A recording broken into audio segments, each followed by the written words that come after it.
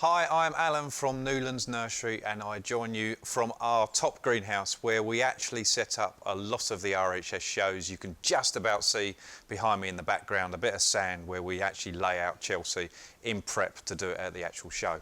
What I'm going to talk to you today about is chillies, growing them, getting the most from them. And really enjoying your chillies as much as you possibly can, and a few things you might not have known about them. So we'll start off with something I can't show you this time of year, but seed. I always think the best time to sow your chilli seeds is as early as possible. The latest we ever sow a chilli is around about the end of January. You can go later, but if you go later, remember you're always going to have a later crop. The later you sow, the later crop, and that's particularly the case with super hot varieties. We actually sow, the earliest we sow really is the middle of November, and we get a lot of the sowing done by December. So that's that out of the way. So sowing, do it as early as you possibly can. So once you've sown them, you get your plants growing and away you go. Okay, so I've got a few different chillies here. I talked about super hot. This is actually a Naga chilli, really, really hot chilli. And I'm going to talk to you about how to actually plant it up. They're nice and easy to plant up. What I've got in here is a standard multi-purpose compost. Any multi-purpose compost is absolutely fine. And in fact, we found often the lower quality ones, the cheaper ones, are often better for chillies. They just seem to like it. We did some trials a couple of years ago, and that's what turned out to be the case. When you're planting them, same as any plant, squeeze your pot and just place it in the pot, just like that. I'm looking for the level to be flush here. I've filled it up, so you want the level of the plant to be about there. And we just want to top it up with a bit of compost.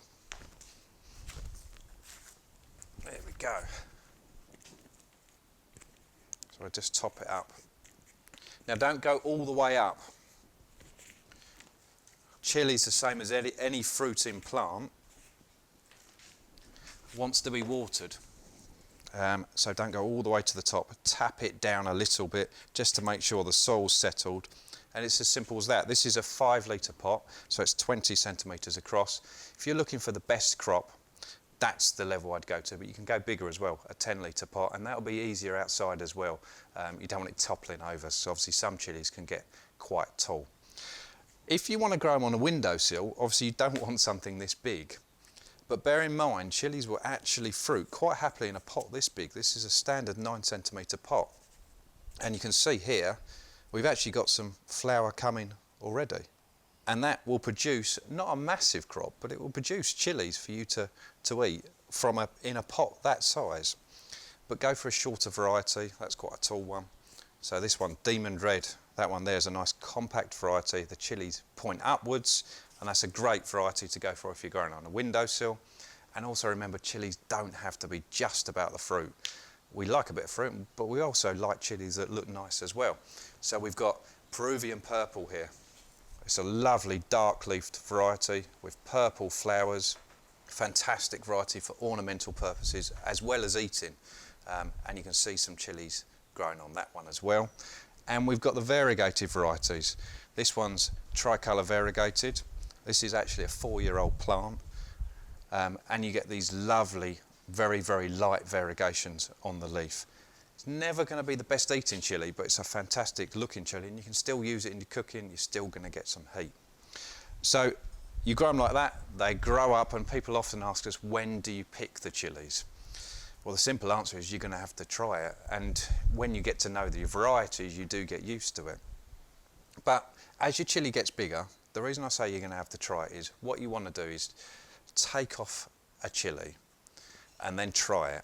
You want it to have an element of heat. Doesn't mean it's not going to get hotter, and you don't want it to be bitter.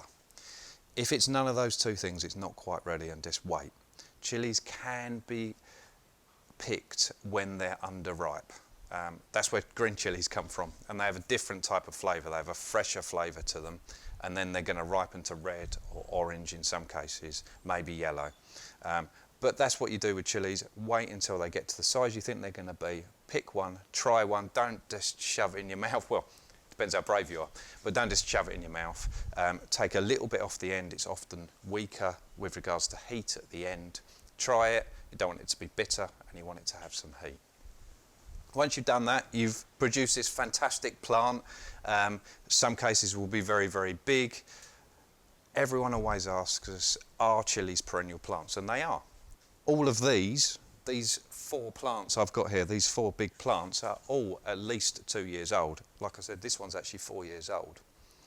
So take it into the winter. Don't cut it back too early. So they benefit from being cut back before they go into the winter. Ideally around about September. Wait until you've taken a few crop off it and then cut it back, maybe the end of September, and then go from there. So cut it back to about this level, or to a level that's going to be manageable. If you're going to put it on a windowsill, you don't want it to be a point where it just blocks up all your light. So cut it back slightly, and often you'll find when it comes through the winter, it will have these what almost look like dead growth on it. What we do is we let the chilli branch out. So these would have been sticks in the winter. We let the chillies branch out and then we cut them off later, so it looks a nicer plant. But it's as simple as that. If you want some more information, we produce videos every single week. So head over to our website, plants-uk.co.uk, to find out more information.